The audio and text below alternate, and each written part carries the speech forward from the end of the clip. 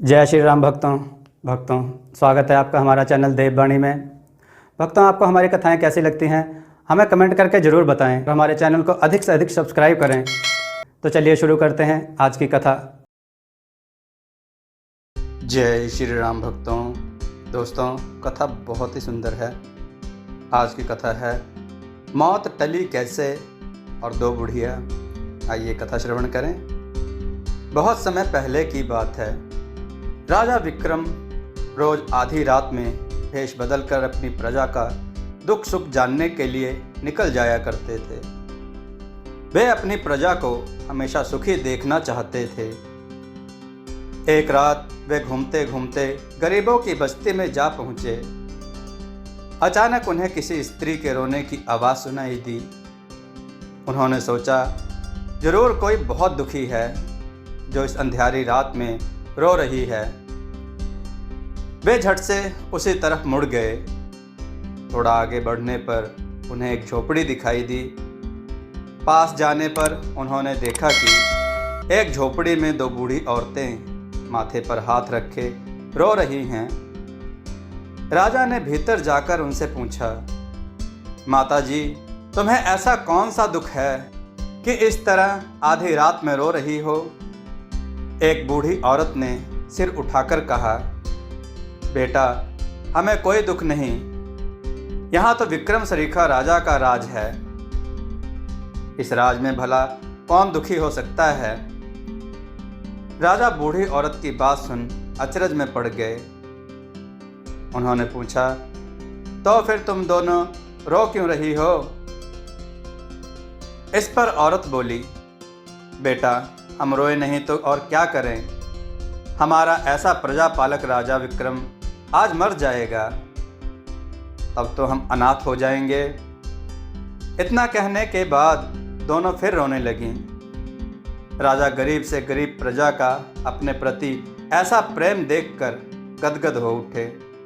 उन्होंने उन औरतों से पूछा, क्या कोई ऐसा उपाय नहीं है जिससे राजा की मौत टल जाए?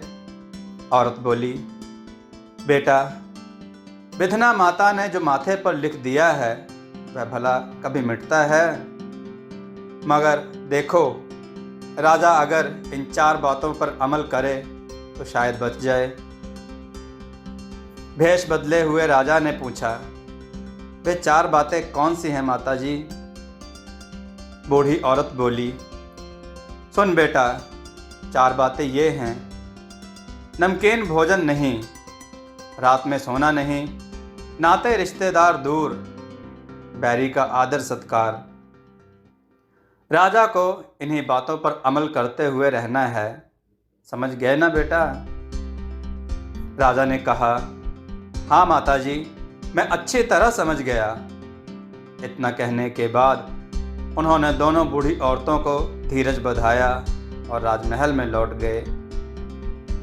राजा ने महल में प्रवेश करते ही 36 तरह के पकवान बनवाए और 20 तरह की साग भाजी भी तैयार करवाई, मगर किसी में भी नमक नहीं डलवाया। पूरे महल को जल्दी से जल्दी अच्छी तरह सजाया गया। पूरा महल प्रकाश से जगमगाने लगा। राजा ने अपने सभी नाते रिश्तेदारों को दूर भेज दिया और नगर के द्वार को खुला ही छोड़ दिया। आधी रात जब बीत गई तब ठीक उसी समय विधना माता धम धम करती आ गईं। राजा उनका स्वागत करने के लिए तैयार थे। उन्होंने बड़े आदर से विधना माता का स्वागत किया और उनके पैर छूकर प्रणाम किया। उनको आसन पर बिठाकर उनका बहुत आदर किया। ऐसा स्वागत देखकर विधना माता चकित रह गईं। उन्होंने कहा, राजा विक्रम, मैं तो तुम्हें लेने आई हूँ। राजा हाथ जोड़कर बोले, मैं हाजिर हूँ माता जी, आपके साथ चलूँगा, मगर मेरी एक विनती है। आप पहले भोजन कर लें, फिर हम चलेंगे। विधना माता भोजन करने के लिए राजी हो गई। राजा ने उनके लिए 36 तरह के पकवान और साग भाजी तैयार करवाई थी। वह सब उनके सामने परोस दिया विधना माता ने सारी चीज़ें चखी, नमक बिना वे फीकी सी लगी। विधना माता सारी बातें समझ गईं। वे मुस्कुराते हुए बोली, जरा नमक तो ले आ। राजा ने नमक भी उनके सामने रख दिया। माता ने बड़े प्रेम से भोजन किया। खाने पीने के बाद विधना माता बोली, राजा, तूने तो अपनी खातिरदारी से मेरा हृदय ही जीत लिया। मैंने तेरी जान बख्श दी। भोजन में नमक का जो स्थान होता है, वही स्थान इस राज्य में तेरा है। तेरे बिना यह राज्य बिना नमक के भोजन की तरह हो जाएगा। अब तो बेखटके राज कर और अपनी प्रजा को सुख दे। इतना कहकर विधना माता छम छम करती वापस चली गई, मगर जाते जाते राजकुमार को साथ ले गई। स्वर्ग में चित्रगुप्त ने जब उस राजकुमार को देखा तो बोला, यह तो राजा का बेटा है, लाना तो राजा को था। इस राजकुमार का समय तो अभी नहीं आया, इसको पृथ्वी पर वापस भेज दो। उसी समय पृथ्वी पर राजकुमार जी उठा।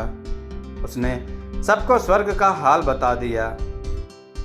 राजा का काल टल गया। यह जानकर प्रजा बहुत आनंदित हुई और राजा की जय जयकार करने लगी। दोनों बूढ़ी औरतें भी राजा की मौत टल जाने पर राजा को बधाई देने के लिए महल में पहुंच गईं। राजा को देखते ही वे पहचान गईं। बूढ़ी औरत दूसरी बूढ़ी के कान में फुसफुसाई, अरे, उस रात को हमारी झोपड़ी में आया था, वह तो हमारा राजा ही था। राजा भी उन दोनों को पहचान गए थे। उन्होंने हंसते हुए दोनों को ढेर सारा इनाम देकर उन्हें विदा किया। दोस्तों, आपको यह कथा कैसी लगी? अपने विचार और सुझाव कमेंट में जरूर दें। हमारी कथाओं को लाइक करें, हमारे चैनल को सब्सक्राइब करना न भूलें। हमारी कथाओं को शेयर जरूर करें, जिससे लोगों को अच्छा ज्ञान प्राप्त हो। जय श्री राम भक्तों।